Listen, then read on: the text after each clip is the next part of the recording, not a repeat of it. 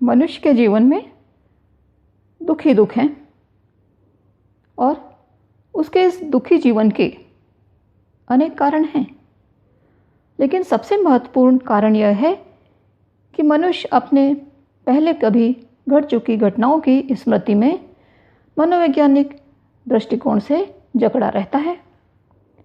जहाँ भी वह जाता है वहाँ वह जो हमारा अतीत है उस अतीत की स्मृतियों का बोझ अपने साथ साथ ले जाता है।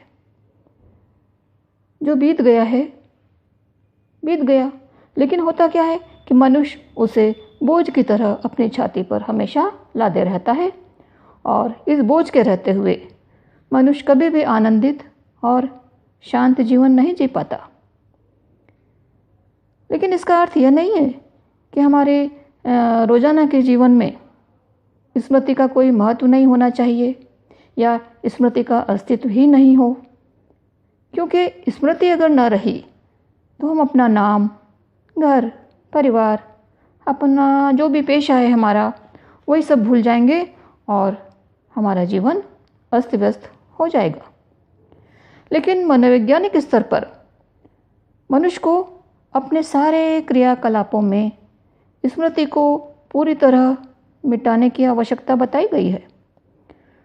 मानव संबंधों में तनाव और संघर्षों का जन्म इसी मनोवैज्ञानिक स्मृति से होता है।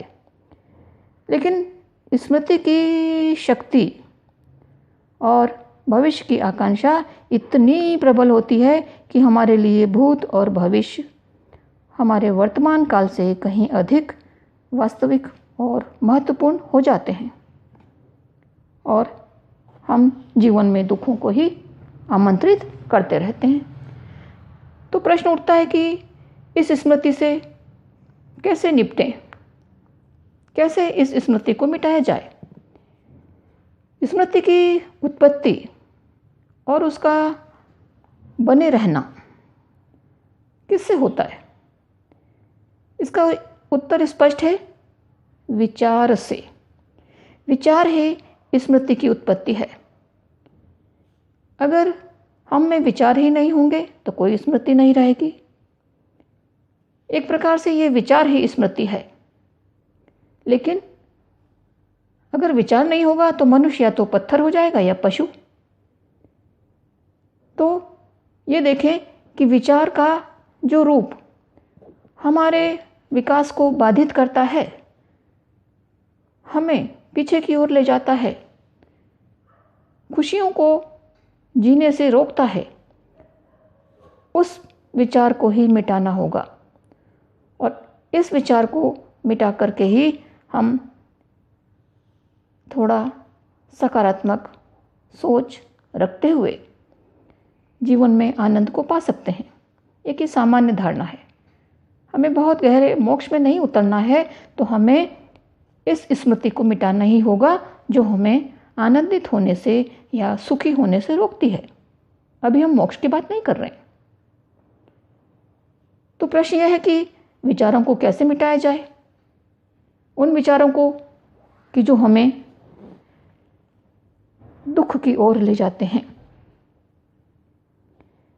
इसके लिए मनीषियों ने बताया है कि अगर मनुष्य अपने विचारों का जैसे जैसे वे विचार उठें उन्हें रोकने या बदलने या गलत या सही बतलाने का प्रयास किए बिना केवल उन विचारों का निरीक्षण करे, तो वे विचार धीरे धीरे अपने आप बंद होते जाएंगे और मनुष्य शांति का अनुभव करेगा। देखिए, विपश्यना में आनापान पद्धति बताई जाती है। उसमें हम सांस का आना और सांस का जाना देखते हैं। निष्पक्ष रूप से हमें इस आनापान पद्धति को करना होता है। तो यहाँ हम देखेंगे कि विचार का आना और विचार का जाना आपको शांत भाव से देखना है। ये मत सोचिए कि ये विचार खराब है, इसको अच्छा बना दूँ, ये विचार अच्छा है, इसको और अच्छा बना दूँ। आने दीजिए विचार को। जो विचार आ रहा है उसको देखिए, जो विचार जा रहा है उसको देखिए। बस आना जाना विचारों का देखिए, तो धीरे धीरे ये विचार अपने आप नियंत्रित होते जाएंगे, अपने आप बंद होते जाएंगे। देखिए, जब आप किसी की तरफ देखते हैं तो आपके और उसके बीच में एक मनोवैज्ञानिक अंतराल होता है जो विचार के कारण है। ये जो अंतराल है यही सारे आपसी तनाव और टक्कर के मूल में होता है। जब आप किसी मित्र को देखते हैं तो आप सोचते हैं मित्र को ऐसा होना चाहिए, वो मित्र आपको देखता है तो वो सोचता है ये मेरा मित्र ऐसा क्यों है, इसको तो वैसा होना चाहिए। तो आप कभी भी एक दूसरे को सही नहीं देखते। तो जब भी हम एक दूसरे को देखते हैं, बिना प्रतिबिंबों के, अवलोकन के, हम एक दूसरे को नहीं ही देखते। जो जैसा है हम उसे उस रूप में नहीं लेते, हम जैसा चाहते हैं उसे वैसा बनाना चाहते हैं और वो भी ऐसा ही चाहता है। तो स्पष्ट है कि ये दो प्रतिबिंब हैं और ये आपस में स्नेह और प्रेम नहीं कर सकते। ये दोनों प्रतिबिंब आपस में टकराते हैं। ये प्रतिबिंब विचारों और स्मृति की उत्पत्ति है। इसलिए मनुष्य का जीवन क्लेश, संघर्ष और निराशा से भरता जाता है कि वह चीज़ें जैसी हैं वैसी ना देखकर अपने अनुकूल बनाने का पूरा प्रयास करता है। जाहिर है कि पूरी प्रकृति आपके अनुकूल नहीं हो सकती, जाहिर है कि आपका पूरा मित्र समुदाय आपके अनुकूल नहीं हो सकता, आपका परिवार पूरा आपके अनुकूल नहीं हो सकता और ना ही आप उनके पूरे अनुकूल हो सकते हैं। तो इस तरह से हमारा जीवन क्लेश से भर जाता है। जब कोई विचार या स्मृति या प्रतिबिंब नहीं रहता, तब सारे संघर्ष समाप्त हो जाते हैं। और इस स्थिति को लाने के लिए हमें विचारों का आना और जाना निष्पक्ष रूप से देखना होगा। इसमें बहुत कोशिश लगती है, लेकिन धीरे धीरे प्रयास किए जाएं तो व्यक्ति अपना ये उद्देश्य पूरा कर सकता है। स्मृतियाँ किस प्रकार से मनुष्य के लिए भार बन जाती हैं और ये भार मनुष्य के बोझ पर मनुष्य के हृदय पर एक बोझ की तरह लदा रहता है और जब तक ये बोझ है मनुष्य खुश नहीं रह सकता। तो स्मृति भार से संबंधित एक बौद्ध कथा बताई जाती है, जो बताती हूँ आपको संक्षिप्त में। कथा कहती है कि एक दिन दो भिक्षु अपने गंतव्य की तरफ जा रहे थे। रास्ता पूरी तरह से धूल से पटा हुआ था। देखते ही देखते साफ सुथरा आकाश बादलों से भर गया, काली घटाएं छा गईं और देखते ही देखते, देखिए जीवन में ऐसा ही होता है कि देखते ही देखते कुछ भी हो जाता है, कुछ भी होने लगता है। तो काली घटाएं छा गई और देखते ही देखते मूसलाधार बारिश होने लगी। जो रास्ता धूल से पटा हुआ था वो रास्ता अब कीचड़ से भर गया और ऐसा भर गया कि उसको पार करना कठिन हो गया। घुटने घुटने कीचड़ में जा रहे थे वे लोग।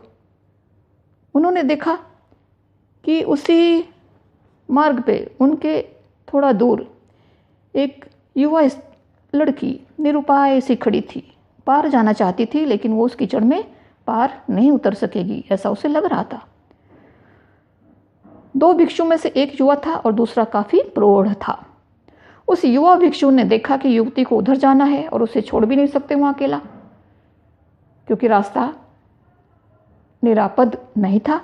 तो उस युवा भिक्षु ने आनन फानन में उस निरुपाय खड़ी युवती को अपने कंधे पर उठाया और ये लो, उसने तो उसे मार्ग के उस पार पहुंचा दिया।